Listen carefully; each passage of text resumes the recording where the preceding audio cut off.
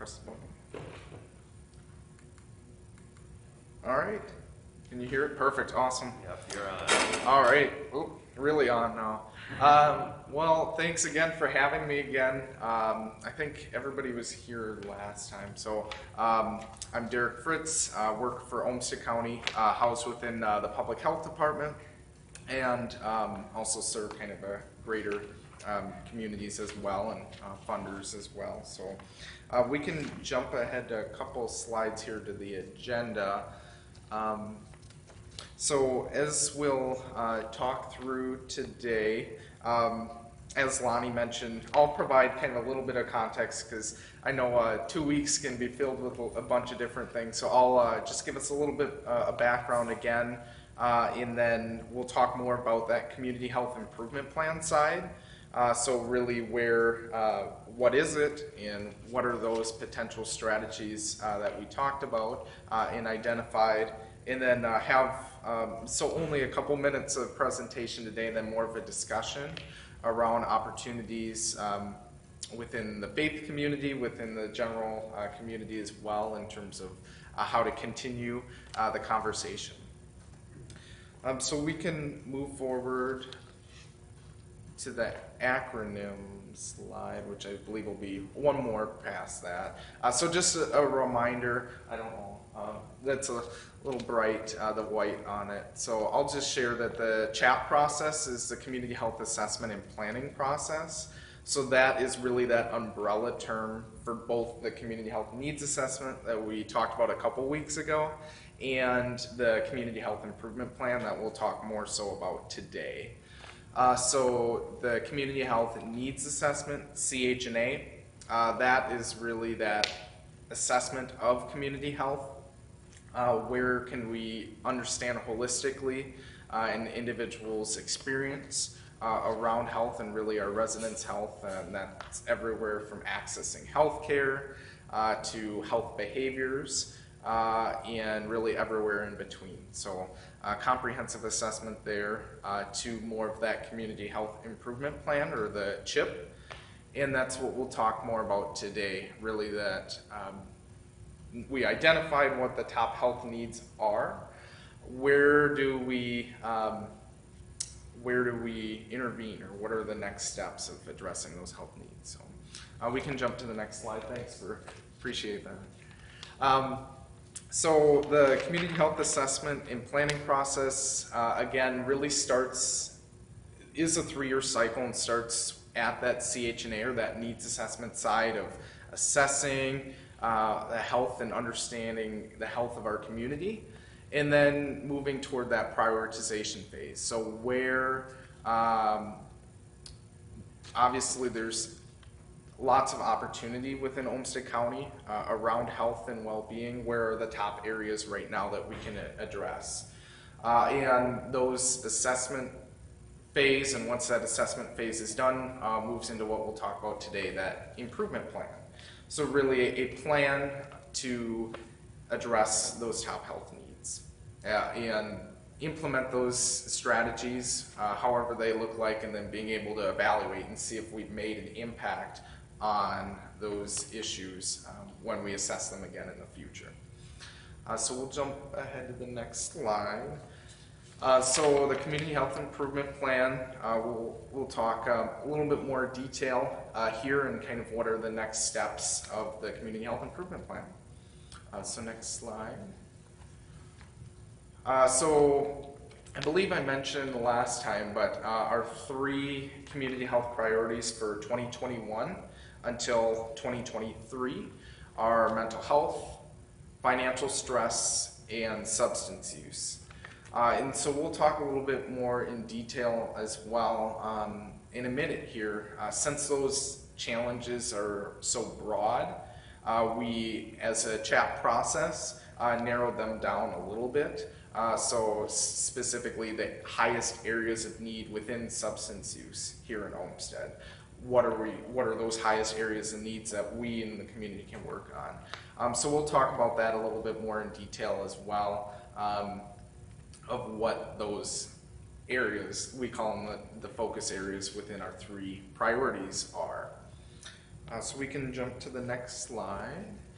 So looking at our community health improvement plan timeline. So in a normal sense, with our community health improvement plan, those strategies that I mentioned earlier would be identified before the plan is put into place. So then the plan would be what we're doing around those strategies. Unfortunately, with the pandemic, with COVID, priorities had to shift, especially in 2021. And so we took a step back and really identified 2021, so this year, as the planning year for the plan, essentially. So this would be the opportunity for us to have more conversation with residents, have more conversation with our partners, to really narrow down and identify what can we do as a community, or expanding upon current existing program and interventions as well. So the plan was released, again, describing essentially 2021, where we look to go.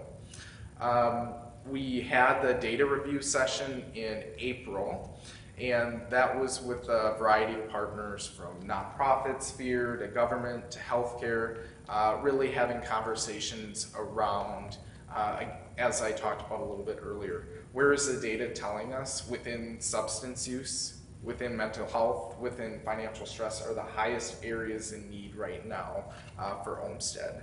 So we identified those topic focus areas during that data review session. And that's right after that is where the community dialogues came in. And these were conversations with individuals, with community residents about our areas of need, about those priorities, financial stress, mental health, and substance use. So really bringing in that community input, that community perspective as we identify these strategies. Of course, we want to have strategies that are going to align with the community purpose and community values.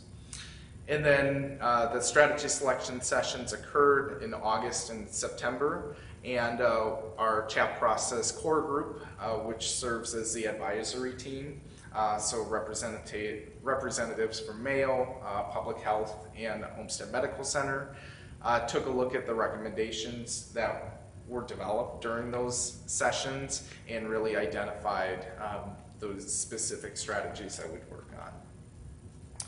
So we can move to the next slide. So I alluded to them a couple of times, and we'll walk through these topic focus areas.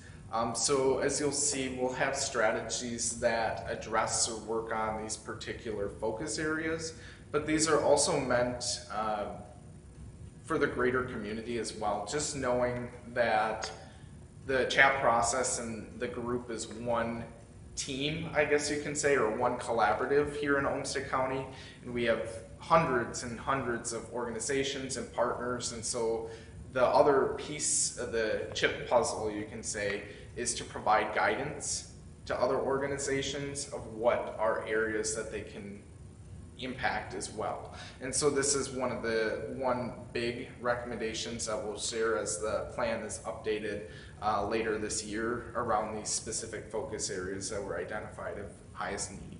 So we'll walk through them. Financial stress, housing, a lot of great work continues to be done around housing, and there are still opportunities as well.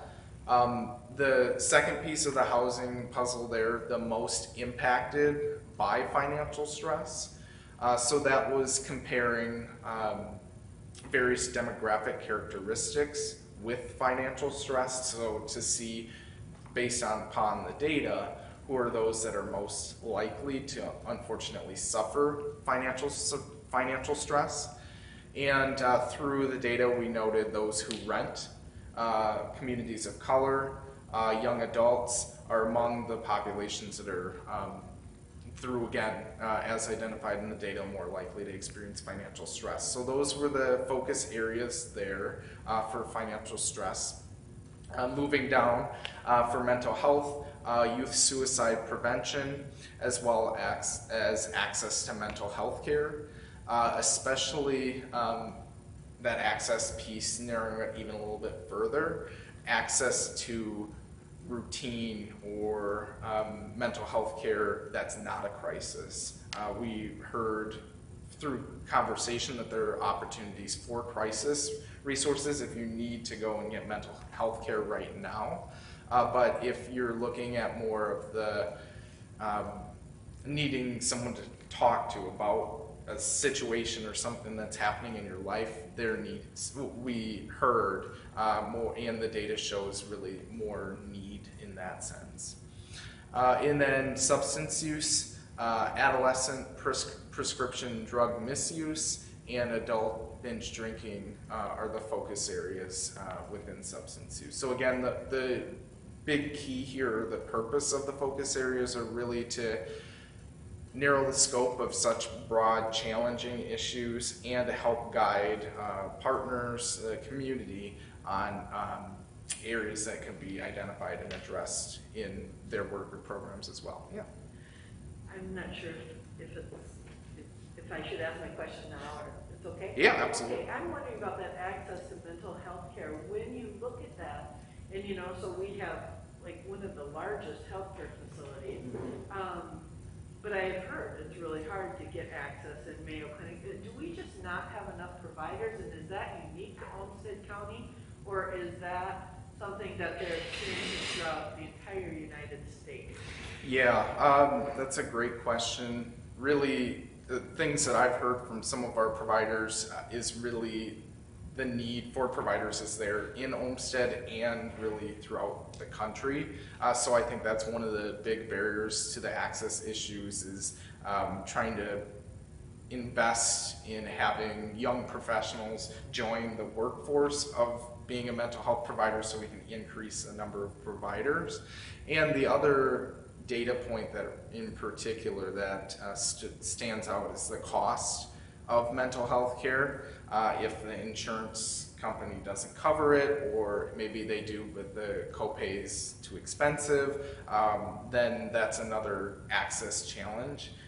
If you're not able to access the care, unfortunately, if you're not able to pay for it, then you're probably going to be looking at paying for food or other necessities over $200 or whatever that might be to access that care. So that was kind of a long-winded answer, but to answer your question, it is throughout the country really that provider challenge as well as cost of care.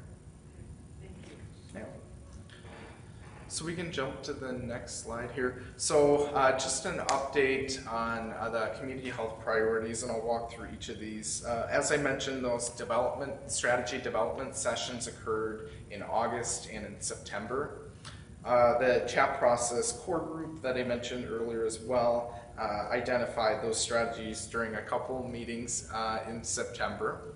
And we just had those confirmed or identified during their meeting this past Thursday.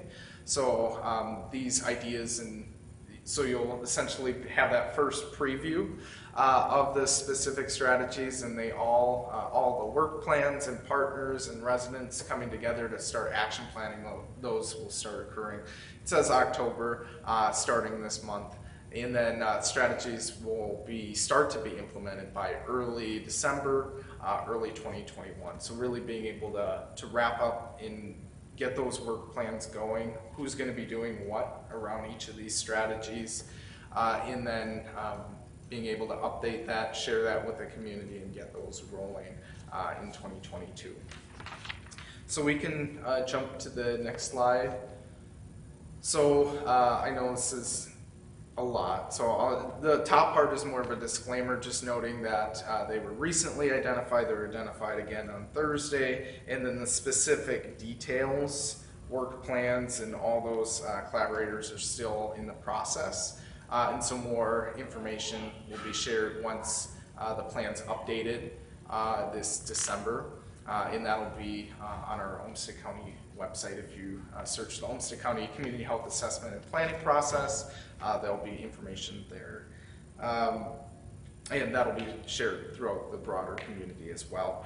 So preview of the proposed strategies that, again, the chat process will lead efforts on, and then there's hundreds of other activities happening around mental health, financial stress, and substance use, as you all know, in our community. So starting with financial stress, assessment of housing policies, and understanding how policy may locally at the state level may play into access to housing issues in our community, especially among the BIPOC or Black, Indigenous, people of color communities.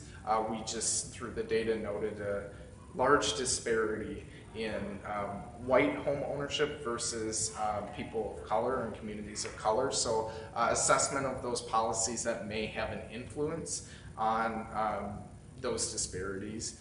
Education around housing as a social determinant of health.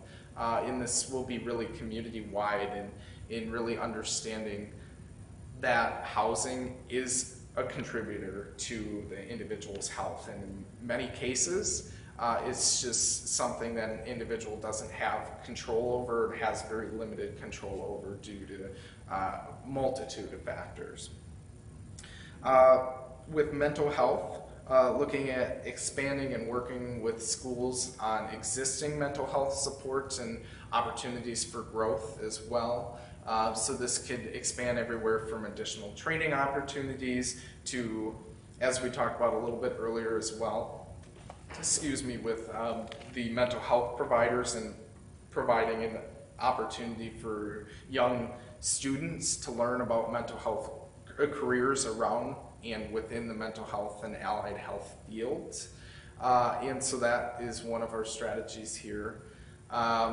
Working with a multitude of partners as well to build upon existing mental health, access to mental health care. So that's a really broad there, but bringing in community partners to really hash down the challenge of mental health care and what are opportunities that this group can find themselves in. And then substance use is also very broad, really looking at linking existing opportunities. We have a lot of quality resources around substance use, especially from the treatment side. So the CHAP process identified looking at more of that preventive side. Where can we build that foundation of substance use prevention so individuals to create an environment that individuals are less likely to use substances in the first place. So again, that's very broad as well, but really being able to build that foundation in terms of collaborative partners and working with residents and gathering more information from those who may have used substances or in recovery. So that's what that final one there talks about. So again, that's a brief preview, and those will continue to be hashed out over the next couple of months as we move forward here. Yep. So Derrick, this morning on NPR there was a section of news that was devoted to substance abuse, and one of the statistics that was stated was that during this pandemic, substance abuse has skyrocketed from what it was pre-pandemic, and the conjecture on the part of the professionals who were being interviewed was that it's primarily a result of the enforced isolation that has happened to people, that, you know, because they are more isolated and feeling stress, are more inclined to use or abuse. And so within just this year alone, there have been 90,000 deaths as a result of overdoses. Add that to the 700,000 deaths that have already occurred because of COVID itself. But so, I mean, in terms of substance abuse, I mean, one thing, if you're trying to mitigate factors that might be preventative in nature, it would be to try to encourage as many people to get COVID vaccinations so that we can get out of this pandemic, right? I mean, that would be, would you agree that that would be one example of how we could take preventative steps to then address substance abuse, even though it doesn't, maybe you wouldn't initially think of that as a preventative thing. Absolutely. I 100% agree, and I think that brings up an excellent point in the sense that there may be an opportunity here within each of these that it doesn't seem like it's directly impacting it, so to speak. Kind of like your vaccine example, to reduce isolation and then hopefully reduce overdose over time. So that wouldn't be something that an individual would maybe normally think of as a substance use strategy. But that's absolutely the case, and I think there's so many confounding or outside factors contributing to each of these that brings in that piece as well. So I absolutely agree that that would be a preventative strategy that, even though it might, an individual might normally think that that doesn't directly tie to substance use or mental health or whatever it is, there is definitely that tie. Thank you. Yeah. The other thing, you know, when you look at those three, it seems like all three of those are so closely connected. You know, they really feed each other, right? Absolutely. And so working on one is going to impact the other two, but how really you probably have to work on all three simultaneously. Right. And absolutely, and I think that that just feeds into even some of the examples or the strategies that we'll develop around. So for example, we're working with the schools on those mental health supports. If suicide contemplation or attempts decrease due to that strategy, then there may be less likelihood to use substances. So it really, I think that's an excellent point as well, that all three have that interconnectedness of those challenges, and with these strategies, hopefully not, even though it's listed under financial stress or mental health or substance use, hopefully it'll have that impact on others as well. So that was a sneak peek into more of those opportunities or work plans. Again, will be continue to be developed and over the next couple of months, and I'll be sharing again the updated plan that will have each of those work plans, and I'll be sure to include Lonnie in that so you're able to share that out amongst you all as well. So we'll jump ahead to the next slide, which is more of the discussion portion. So I've been talking at you too much over the last couple of weeks, or last few weeks, so so I'll introduce these ideas and thinking about not only today's conversation, but thinking about last week's or 2 weeks ago as well. There's three questions here. One, starting with other thoughts or reflections that you have about the overall work. If there's anything that jumps to mind, and we'll start there. And then opportunities for faith communities to continue involvement within the overall process, and then ways that the chat process can continue to do things like this and communicate the overall work of the chat process, but then continue to build upon that collaborative nature as well. So we'll start, if anybody has any thoughts, reflections, this conversation, last conversation, after both, in between. Can I ask a question? Yeah. So at the beginning, you were talking about a lot is being done with housing. Can I ask what is done with housing? Yeah, there's one partnership that we're really excited to have with the chat process and with them as well. There's a housing alliance that is led by Rochester Area Foundation that really is opportunity for funding sources around and building upon new housing opportunities, so essentially building new infrastructure, new housing infrastructure. The Housing Coalition is a big resource in the community. The Area Foundation, I know, does quite a bit of work overall. And one other jumped to mind that jumped away, clearly. It'll come back to me. But the housing resource, the Olmsted County has HRA, the housing department essentially, that works with both renters, works with landlords as well on different variety, a ton of different programs. So if that's of interest too, I know of a couple of county contacts that might be able to supply some more information there. But really it's, and oh, I remember the other one now. We recently had an assessment called the Maxfield Study that really shared or described the current housing situation here in Olmsted County. And then I know partners have worked, such as the coalition, to really identify next steps in terms of how do we get more housing here for seniors or for people of color, or however that is. So really that assessment I think was helpful in their efforts as well. Is there, for the financial stress, understand that Rochester kind of probably dominates the conversation in Olmsted County to an extent, right? Yep. Is there a breaking point on household income in which things get easier?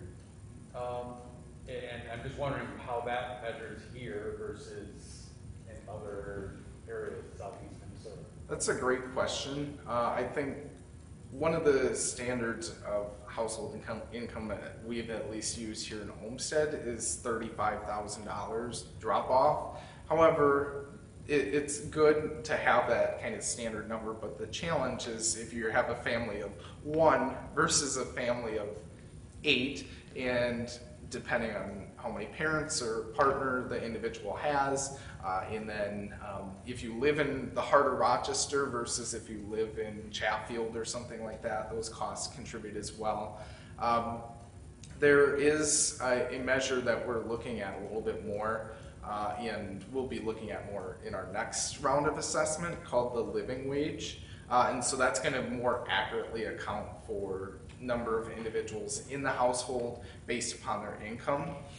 So that is something that we're kind of developing around data around that. But I know that kind of that financial security piece and that living wage piece is a challenge throughout the country and the community, and some of those top individuals impacted by financial stress are similar to what is seen throughout the country as well. In one of, Lonnie and I got to listen in on one of the strategy sessions regarding housing, and let me just ask it this way. So when we think of housing, there's owner occupied and then there's rental. Right. And what I think we heard in that discussion was that your focus is more on rental with respect to these strategies, because that's where these lower income families find themselves and where the stressors are. There was some discussion about how to bring folks who are renting into home ownership, but that was sort of an aside, and it wasn't one of the key focuses of the discussion. And is your strategy still continue to kind of look at how do we provide more affordable rental type properties to folks in the community as kind of the most effective way to address the housing challenge? Yeah, and I know our conversation within our group, one of the recommended strategies for our group was what we called a landlord program. So essentially being able to work with landlord insurance programs, so the opportunity to get renters who may be considered higher risk due to maybe past experiences or instability with their renting opportunity. So being able to provide them with insurance to be able to take on more of those individuals and really build upon that. One of the things through conversation that we found after the conversation was that a program is just started called a risk mitigation program. So that's an exciting opportunity that we didn't want to duplicate. And the Olmsted County HRA is leading those efforts. And so those efforts we found quickly to be able to be identified or work through that particular mitigation program. And so we're working and just knowing the existing efforts around housing. I'm trying to plug in and see what would be of value that we can bring from that health perspective as well. So being able to help the Housing Coalition and others advocate for additional funding through maybe data means and through the policy assessment as well, being able to really identify those barriers of home insecurity, or why those disparities are so broad. So that's just expanding upon the conversation I know you're able to be a part of as well, just noting that that mitigation program is just started to be implemented, so really exciting to see that start up and how it really correlates with the ideas and the conversation that we had in that session as well. I would guess that especially with this long eviction moratorium that we've had, that there have been a number of landlords who have really felt that they've been disadvantaged, I mean, and challenged in order to keep their properties when their tenants aren't paying them rent, right? Right. Yeah. I think you think you're right in the sense they probably feel that they may have gotten the short end of the stick or something like that, in the sense that individuals with these supports and programs, they may not have gotten the rent or the continual income that they've had over the last year or however many years. So that's why I think with the eviction piece uplifting very soon, as well as hopefully with the program again, the opportunity to be able to work with those that may be facing housing insecurity now due to that situation, and then hopefully landlords being willing to give it a chance in the sense because they have that financial background or safety blanket with that insurance piece. So, but yeah. Regarding question number one on faith community involvement, one of the things that we've been talking about is, the three different levels, and when I say we, it's, here at Good Shepherd, the three different types of social ministry, and one being that very much hands-on, somebody has a direct need, and you're there to support it, like working at Dorothy Day House, Warming Center, stuff like that. The other one is more related to education and health. And I really see that as being one of the things that, we're trying to do here is, help us understand that I said, you're helping us with that. Help us understand what the issues are so that if there's education, like when you're talking about the schools, having education to try and change the trajectory of some of these. And the third one is really that advocacy. And so understanding the policies, when you're talking about, some of the policies that affect housing, some of the things that make a difference with insurance, being able to access mental health. I think, really there are probably opportunities for faith communities in all of these areas, but I really feel like the first one is for us just to understand, what the issues are. And also to understand what the policies are. So I really appreciate you coming and helping us with that. I don't know how you do that on an ongoing basis. How we would continue to find out what kinds of opportunities there are in those three different areas of social ministry that we can plug into. Yeah, that's an excellent comment, and thank you for that. And great question as well. I think those last two pieces of social ministry, really that education and advocacy piece, is the chapter, the community health process's role, just knowing that many others are doing hands-on work such as navigation or Dorothy Day or these other community organizations. And I agree, and that's something that we bring in as well, is really that understanding or that educational component is kind of the basis for that starting point or that building off point. Understanding and getting people to know that these challenges, these issues exist, and then what are opportunities within that to build upon there. So I took your notes down here, and I think that really being able to, one thing or one reflection that I have is with that assessment of housing policies is being able to share that in the broader sense of, so we can get more force, I guess you can say, behind those advocacy efforts if there's things that would want to be changed at a local level or state level or something like that.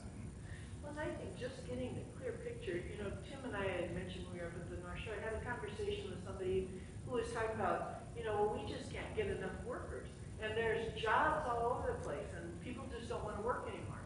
It's like, well, there's a lot more to that picture. Right. But when that's all you're seeing is help wanted, help wanted, help wanted, then there's this skewed perception that people just don't want to work. And so I think the education that comes along with, well, what's the cost of childcare? How do you do it when you have one car? That kind of thing. In that, I'll write that down, as well as I think that living wage calculator that we're developing will be another piece. If it says 13, or, well, it won't say that, but if I think trying to remember some numbers, it's been a while since I've looked at what we had previously, but I think it was in the 20s of dollars of individuals, even with a 2-partner household, with an individual kid or two, needing at least that amount to live in Olmsted County. And that's Olmsted County broadly, assuming that Rochester is going to have that additional expense with taxes and costs and everything like that. So I think that's another piece as well, is really being able to, that living wage piece, that perspective can help drive that conversation as well, along with those other factors of food and childcare and preventative screenings around healthcare and health insurance and all those opportunities or things that goes with having kids, I guess, the cost, you can say, because they can be a little expensive, I hear, but which is great. They're great, obviously. But I think that's the other piece as well, is what are those other factors contributing to financial stress. So I appreciate that.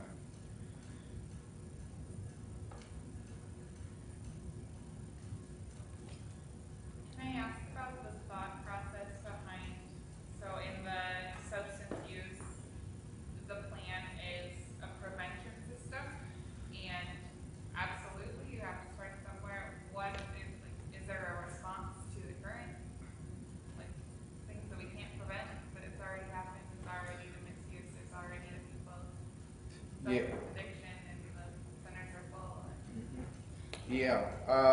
So I think that really being able to, the foundation or the collaborative structure that we'll build, I think will consist of folks from varying levels of spectrum. I think substance use and mental health having those similarities, and those who may not be experiencing mental health symptoms or may not be using substances to everywhere individuals in need of crisis or immediate care or long-term care. So I think that collaborative or that foundational structure will pull on individuals involved throughout that spectrum.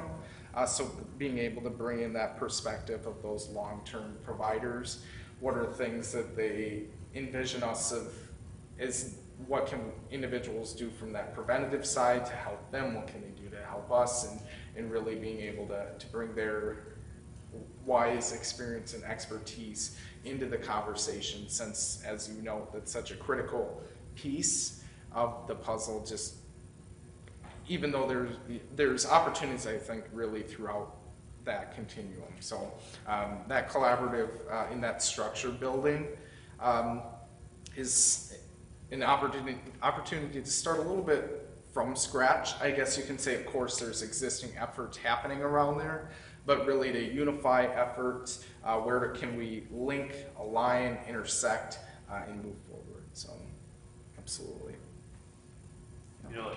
As I think about this, it just, you could pick any one of these three things,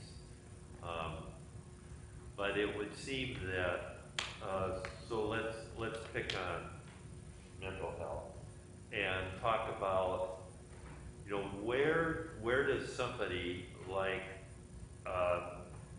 our social ministry team goal to figure out what are the specific issues with mental health here in Olmsted County, and to have some sort of a Q&A and a list of here are the various nonprofit organizations or for-profit organizations that are actively addressing or involved with this issue of mental health. And here are some of the ways that people who are struggling with mental health related questions or concerns can go for more information. Because if education is key to solving a problem, we need to be able to get them to that education, right?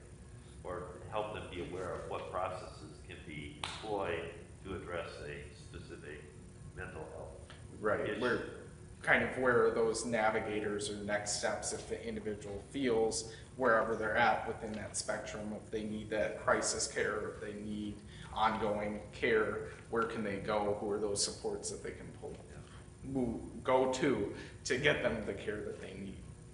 So it'd be nice to kind of see as part of this strategy this strategy education follow-on sessions or whatever, to be able to point us to, okay, so for housing, Tim, your social ministry team can go here and learn more than they could ever hope to learn about the housing issues in Olmsted County right now.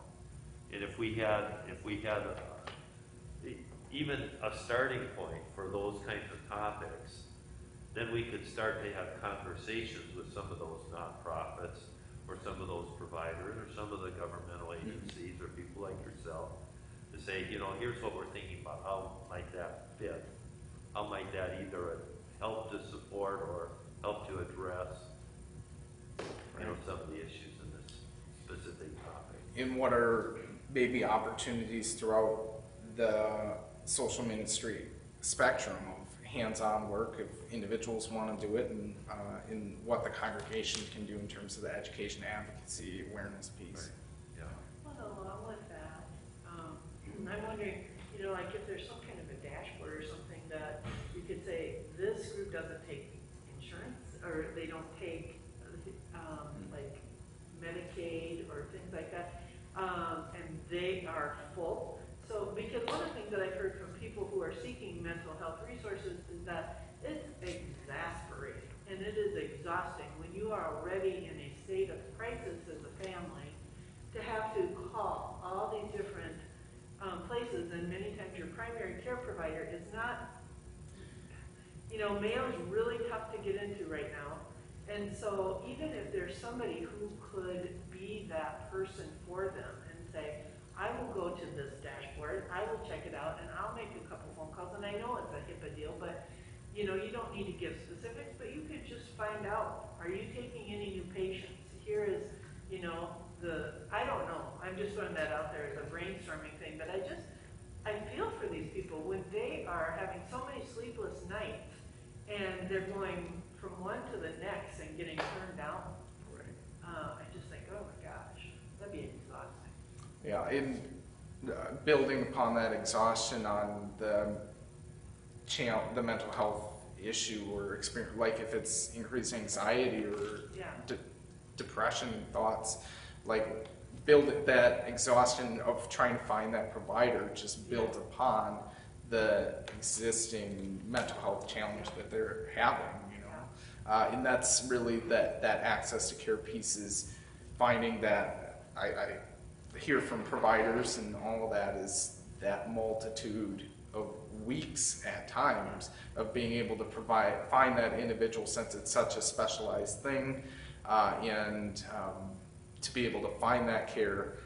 And then again, hearing on that other end of the spectrum, if there is like a crisis that they need immediate help, that those resources are more readily available. Yeah. But if that individual is looking for something long-term or ongoing, that's just where the challenge is. I think that dashboard idea would be amazing to be able to pull, because then public health and you all in the community can, and the providers obviously, and maybe the social workers that are working with the individuals are able to say, okay, let's take a look at this. So I can bring that up to a particular group as well that has some leadership opportunities around that dashboard piece. I think that's a great idea. One of the things that we're noticing within our congregation when it comes time to volunteer for things is that people are much more willing to volunteer for kind of a one-off or a two-off kind of thing. You know, I don't want to commit to, you know, a year's worth of weekly meetings. I don't want to, you know, but I will if somebody needs to be driven someplace. You know, put me on the list. I'll take a call and, you know, do it one day or so. If we could look for ways to, when we're thinking about collaborating, if we can look for collaboration opportunities that are limited in scope, effort, and cost, that would, I think, help more people be willing to jump in and help. So I mean, reflecting a little bit what you shared earlier, Tim, around the sense of those resources that would be available for these particular around housing and around mental health and that sort of thing, being able to provide that and share that with the congregation once those are developed, and then if they have conversation with someone out in the community and they hear signs or warning signs maybe, then they can call on and say, hey, this is where I know to get those resources. So then it's not even, I guess, a volunteer thing. At that point, it's more of directing people in the right direction. That would be also, I think, very helpful.